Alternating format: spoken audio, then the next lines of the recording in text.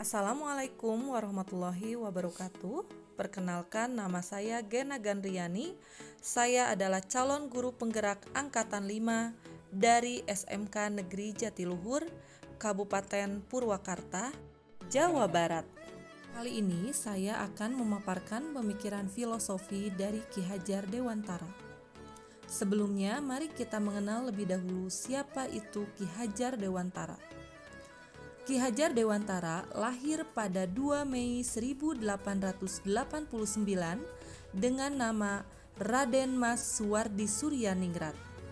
Beliau berasal dari lingkungan keluarga Kadipaten Pakualaman di Yogyakarta. Ki Hajar Dewantara dikenal sebagai aktivis sekaligus jurnalis pergerakan nasional yang pemberani. Beliau menjadi wartawan di beberapa surat kabar. Beliau juga sempat bergabung dengan Budi Utomo, kemudian keluar dan mendirikan Indische Party bersama Cipto Mangunkusumo serta Ernest Dawes Dekker atau yang sering kita kenal dengan Tiga Serangkai pada 25 Desember 1912, di mana melalui tulisan-tulisannya beliau menyampaikan kritik terkait pendidikan di Indonesia yang kala itu hanya boleh dinikmati oleh para keturunan Belanda dan orang kaya saja. Pada tanggal 3 Juli 1922, beliau mendirikan Lembaga Pendidikan Taman Siswa di Yogyakarta. Beliau juga telah mengajarkan filosofi yang terkenal di dunia pendidikan, yaitu Ingarso Sung Tulodo, Ing Madio Mangun Karso Tuturi Handayani, yang artinya di depan memberi teladan, di tengah memberi bimbingan, di belakang memberi dorongan. Setelah Indonesia merdeka, beliau diangkat menjadi Menteri Pendidikan, Pengajaran, dan Kebudayaan pertama. Atas perjuangan Ki Hajar Dewantara ini, beliau mendapat julukan Bapak Pendidikan Indonesia. Selanjutnya, setiap tanggal 2 Mei yang merupakan hari lahir Ki Hajar Dewantara diperingati sebagai Hari Pendidikan Nasional.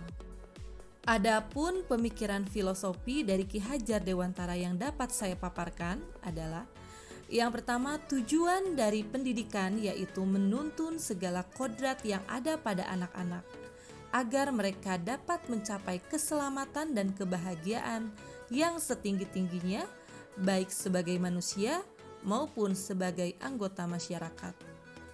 Di sini Ki Hajar Dewantara menganalogikan pendidikan sebagai persemaian benih, di mana guru berperan sebagai petani yang merawat benih dan murid sebagai beragam benih yang ditanam. Benih yang kurang baik jika ditempatkan di tanah yang subur, mendapatkan air, pupuk, serta cahaya matahari yang cukup, maka benih tersebut akan tumbuh menjadi tanaman yang unggul. Begitupun sebaliknya, benih yang baik jika ditempatkan di tanah yang gersang, tidak mendapatkan air, pupuk, serta cahaya matahari yang cukup, maka benih tersebut akan tumbuh menjadi tanaman yang tidak unggul. Maka dari itu, pendidikan harus menghargai keunikan setiap muridnya. Benih padi, biarkanlah dia tumbuh sebagai padi. Jangan menumbuhkan padi tetapi berharap untuk tumbuh menjadi jagung. Jangan pula memelihara padi dengan ilmu memelihara jagung. Disinilah peran pendidik untuk bisa memahami keberagaman dalam konteks pembelajaran. Yang kedua adalah azas dari taman siswa, yaitu bebas dari segala ikatan dengan suci hati mendekati sang anak, bukan untuk meminta sesuatu hak, melainkan untuk berhamba pada sang anak. Kata berhamba di sini mempunyai makna bahwa pendidikan harus berorientasi pada siswa atau student oriented. Siswa belajar dari apa yang mereka lakukan, bukan dari apa yang disampaikan guru. di mana pada pembelajarannya didominasi oleh siswa dan guru hanya sebagai fasilitator, pembimbing, dan pemimpin. Yang ketiga, untuk memajukan peradaban dan penguatan identitas kebudayaan, hendaknya kita terus berputar dengan bersumbu pada nilai-nilai kemanusiaan.